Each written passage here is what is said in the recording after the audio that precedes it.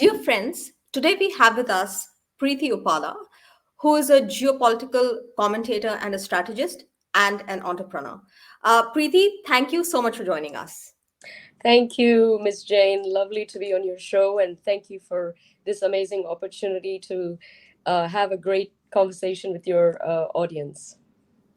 Preeti, let's begin by asking about the importance of the India-Australia relationship, which has seen, it has gone from strength to strength in the last couple of years. But someone who is, Australian of Indian origin and also based in the States, how do you see this relationship? Do you think it's more symbolic, all the friendship and all the initiatives that we are seeing, or do you think that there has been a substantial and significant difference in that regard? So, as we sort of have this amazing conversation, I think it's very evident that there is this sort of irreversible shift happening around the world. The balance of powers in the world is changing, and Mhm. I think it's no longer Europe centric or even West centric. I really think it's the. I always talk about the Asian century. I think this century truly belongs to Asia, and I would say even the next several decades are really the Indian decade. And in this, I think India plays a pivotal role. It's very much the voice of the global South today, and I think Asia sees it as it's this ambassador to the world. And I think the Australian Indian connection is something that is in the future, moving ahead, is going to be one of the most important strategic partnerships of our time for several reasons. One of them is because this Indo Pacific region becomes very much central, I think, to this changing global order. So, what's happening in the Indo Pacific is extremely important. I think it's going to be the geopolitical cauldron where all these interesting fires are going to emerge. India is obviously very much a stakeholder, but I would, Australia is a very much a stakeholder too. They're both custodians of this region. So, from that perspective alone, I think this relationship is very important. But beyond that, I think these are two of the greatest democracies in the world today. True. We follow the rule of order, a rules-based system. We want an open and free Indo-Pacific, but beyond that, we share, the love for cricket, the language, similar histories. I think to do with the Commonwealth. Culturally, we're so similar. So I think in many ways, it's funny because on the one hand, it's inevitable that these two countries should be great friends, but on the other hand, we actually see a lot of space and for even further improvement. In fact, I think the two nations could have been even closer, and I think that relationship is about to go to be taken to the next level, let's say, in the next several years. So I see, it's a very exciting time, and I think students are a big proponent of that, but so are entrepreneurs in business. So I think both ways we'll see a lot of activity on that front. Yeah.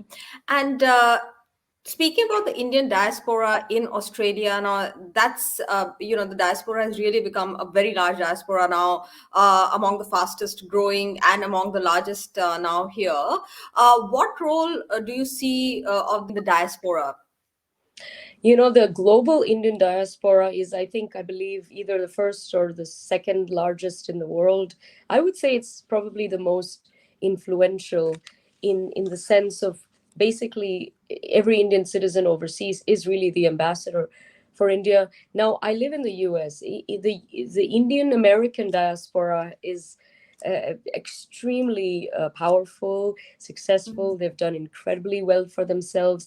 They're involved in all sectors of society, and especially politics. They've become very political in a very positive sense. I'm sure the head of state, president of the United States of America, one day will be of Indian origin. I wouldn't be surprised if that day is not that far away.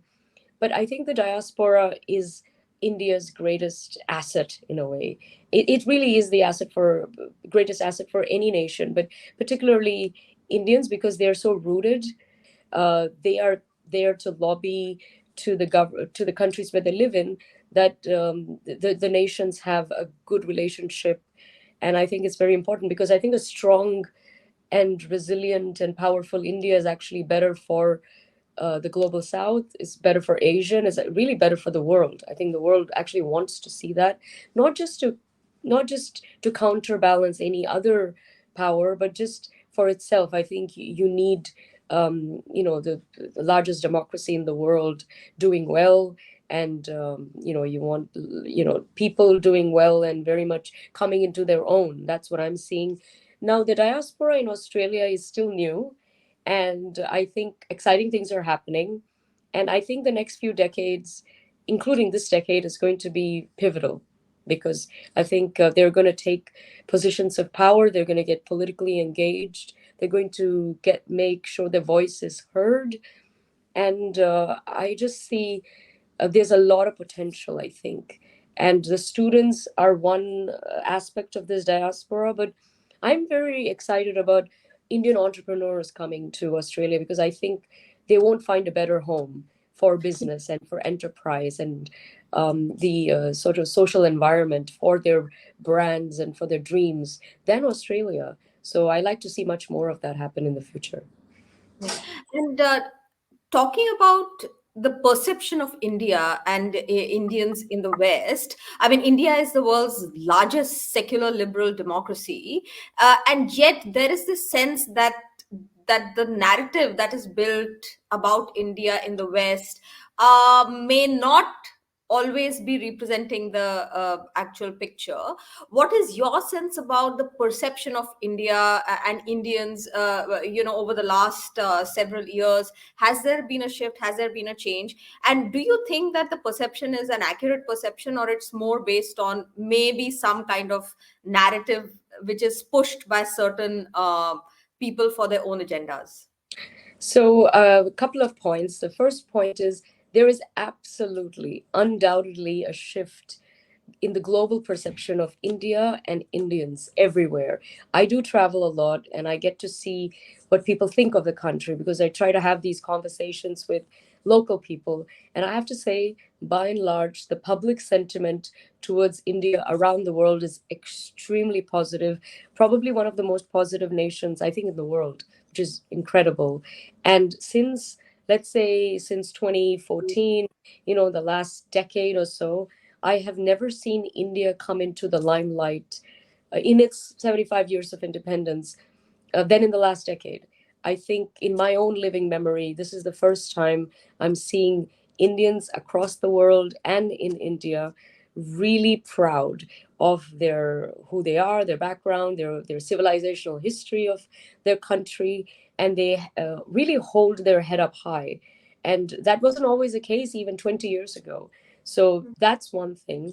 Now, the coming to the other point, I think it's important for non-Indians to firstly visit India, so they can have a first-hand experience of what is going on in this incredible country, the changes, the reforms, the modernization, and sort of what the new India looks like. Because the new India is full of potential and opportunities, and it has everything going for it. And I think they should do their own research as far as reporting is concerned, because reading a few op-eds in some Western outlets is not going to give you the right picture. And you should judge how India is based on your relationship with the Indians that you encounter. And in the West, whether it's a doctor or a lawyer or accountant, they seem to be having such great interaction with the Indian diaspora around the world. So I encourage people to do that. The reporting has, it's interesting. This is the largest democracy in the world, one of the few secular democracies, really open, tolerant, plural, multifaceted, very diverse, and there is room for everything. And the level of, I guess, the mixing of cultures and peoples, I don't think you'll find that anywhere in the world. And I think the world should really be applauding that and celebrating that, instead of looking for little things to pick on. So yeah, people, I see the reporting narrative changing as well, for sure.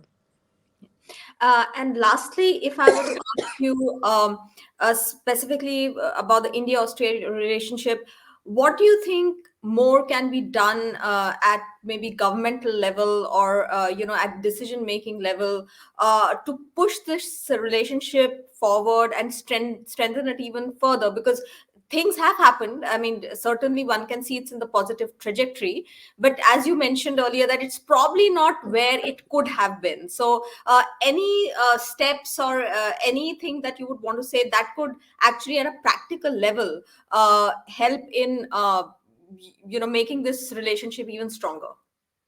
Well, firstly, I want to quote your foreign minister, Penny Wong, when she said geography might have suggested that our two countries uh, share a regional interest, but we both have decided to be friends. And that's so true. I think both countries have decided to be very, very close. And I only see this expounding in the near future. In practical terms, I think Indian entrepreneurs, small businesses, the SME sector, should be looking at Australia as a great destination for innovation and opportunity, not just the US, Europe, UK. I think Australia has, maybe the weather, lifestyle, and a lot more, including sport and just a shared history that it offers that you may not even get in Europe. And I think because it's booming with potential, and you'd still be the exciting new kid on the block here, so to speak. I think it'll be good for Indian entrepreneurs and businesses to think about setting up shop here. Um, I think there's no reason why Australian students can't spend a semester in some of the top universities in India, because those are propping up. I think there should be much more of a sort of a educational academic exchange, and maybe even business exchange too, where entrepreneurs can work in all sorts of innovation labs and think tanks and so on. There's just, I think, so much work that can be done together, and uh, I think that could be done. I think India and Australia should be looking to invest together, invest in each other, and build together for the future, because they really are the custodians, in a way, of the global South. And these two will be the leaders of the free world in on some level. So I think also from an energy perspective, they both should be great renewable powers leading the world. So I see just so much potential here, and I think the next few years will be very, very exciting. Preeti, thank you so much for speaking with us. And I'm sure we are going to have many more conversations. Thank you so much. Thank you, Miss Jane. It was my pleasure to be on your show, and I look forward to having a conversation with you again very soon. Thank you.